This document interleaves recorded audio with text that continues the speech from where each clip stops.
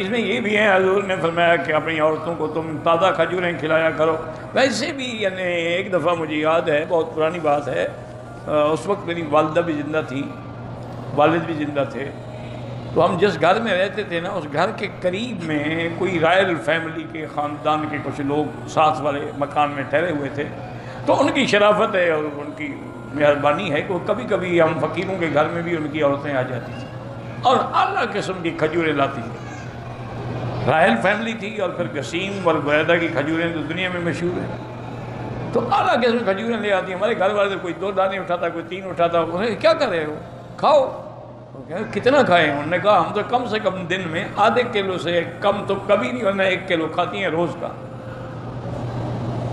تو انہوں نے کہا اگر تم نہیں کھاتی ہو تو اپنے خاوند کے حقوق کیسے ادا کرتی ہو؟ جب تم کھجور ہی نہیں کھاتی ہو تمہارے اندر طاقت کہاں سے آئے گی؟ آدھا کلو روز کھایا کرو. وہ زبردستی آگے 2-4 دانے کھلاتے. ہم لوگوں کی تو عادت ہی نہیں نا اتنا کھانے کی، زیادہ سے زیادہ 2-4-5 دانے کھا لیے. تو عرب آج بھی الحمدللہ کھجور کھاتے ہیں اور بڑے شوق سے. اسی لیے ان کو کسی اور دواؤں کی ضرورت نہیں ہے. اونٹنی کا دودھ پیتے ہیں اور کھجور کھاتے ہیں اور شہد استعمال کرتے ہیں. یہ تینوں چیزیں ان کو ہمیشہ 100 سال کے بھی ہو جائیں بوڑھا نہیں ہونے دیتے، وہ ہمیشہ جوان رہیں.